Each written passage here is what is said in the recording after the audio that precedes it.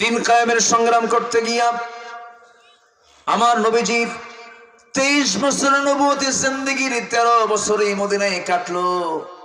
মার খেয়ে কেটেছে 13 বছর। আমার নবীজি মার খেয়েওছেন, মার দিয়েওছেন। আমরা মার খাবো, মার দেব। আসতে কয় মায়ের খাবো, মায়ের দেব। রাসূল মার খেয়েছেন কত বছর? 13 বছর। কোথায়? মক্কায়। কোথায় বলেন? কোথায় কোথায়? মক্কায়। তখন মক্কার সিটি মেয়র কে? মক্কা চালায় কে? কে চালায়? খুব ভালো মানুষ না? জিনিস নিয়ে দাম দিত না, জিনিস নিয়ে দাম দিত না। এরকম নেতা এখন নাই? আছে না? নাই? ঢোকে ঢুকে সব কিছু নিয়ে আসে, নিয়ে এসে বলে পরে দাম দেব না, আর পরে দাম দেয় না। তো ভাববেন যে ওর রক্তের মধ্যে আবু জেহেলের রক্ত ডাইরেক্ট লুকানো আছে। আবু জেহেল মদ খেত, আবু জেহেল নেশা করত, সুদের কারবার করত। এগুলো তো নাই এখন। আসতে বলবেন না? আছে না? নাই? তাহলে আবু জেহেলের কারবার এখন আছে, আছে না? নাই বলেন। তাহলে আবু জেহেল মদ খেত, সুদ খেত, জেনা করত। এটা কার কাজ? আসতে কার কাজ বলেন তো? কার কাজ? আবু জেহেলের কাজ। এই আবু জেহেলের কাজ এখন করার মতো লোক আছে না? নাই? তাহলে তারা আবু জেহেলের কি হয়? এলাকায় সুদ আছে নাকি? এই সময় কি উঠবেন না? উঠলি ভাববো ওটা সুদ খায়। এই বসো বসো। এতগুলো হাজার হাজার মানুষ, এর মধ্যে থেকে হাঁটতে গেলে হাঁটুর সঙ্গে মানুষের মুখ লেগে যায়। উঠবেন কেন? বসেন না। আমি শেষ করে দেবো নাকি বলেন? সারা রাত হবে একজন কইছে। সারা রাত, সারা রাত থাকবেন আপনারা? থাকেন, আমি যাই।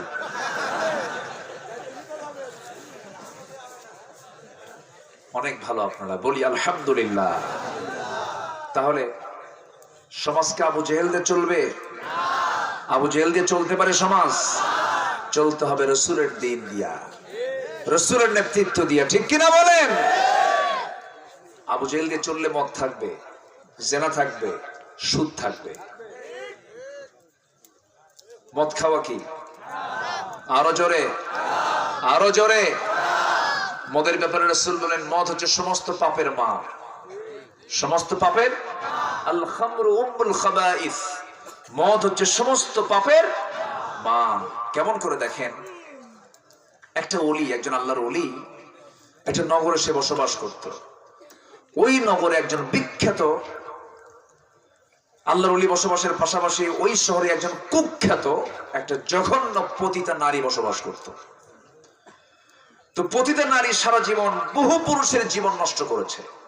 সে চিন্তা করলো যে আমি শুনেছি এরকম নামে একজন বড় আল্লাহওয়ালা আছে, দেখে ওকে টার্গেট করি। টার্গেট করে তাকে ঘরের মধ্যে তুলে ফেলছে। তুলে ফেলেই বলতেছে আপনি আমাকে চিনতে পারেন না, আমি হলাম এই শহরের, এই নগরের একজন পতিতা নারী।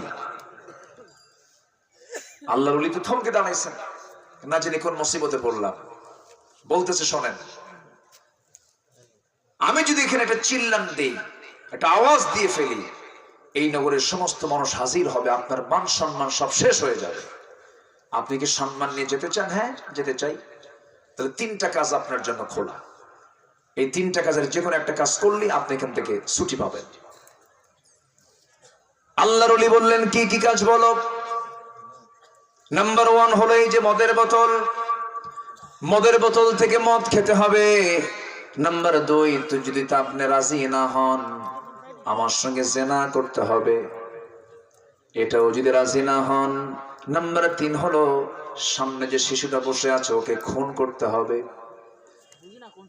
আল্লাহওয়ালা মনে মনে চিন্তা করলেন, যদি খুন করি ফাকাতালান নাস জামিআ, গোটা পৃথিবীর মানুষকে খুন করার গুনাহ হয়ে যাবে। যদি জেনা করতে যাই ঈমান নষ্ট হয়ে যাবে। মদও হারাম, উনি মদটাকে ভাবলেন এটাও হারাম, যদিও হারাম কিন্তু ওই বড় 2 গুনার চাইতে এটা একটু কম আছে মনে করলেন তিনি। এই চিন্তা করে তিনি ভাবলেন এক ঢোক মদ খেয়ে যদি এখান থেকে পার পেয়ে যায়, অন্তত বড় বিপদ থেকে বেঁচে যাব। উনি ভাবলেন, মদটাকে ছোট গুনাহ মনে করলেন, মদের বোতল থেকে একটা ঢোক মেরে দিয়েছেন। মদ খেলে তাল না মাতাল? তাল না মাতাল? মাতাল।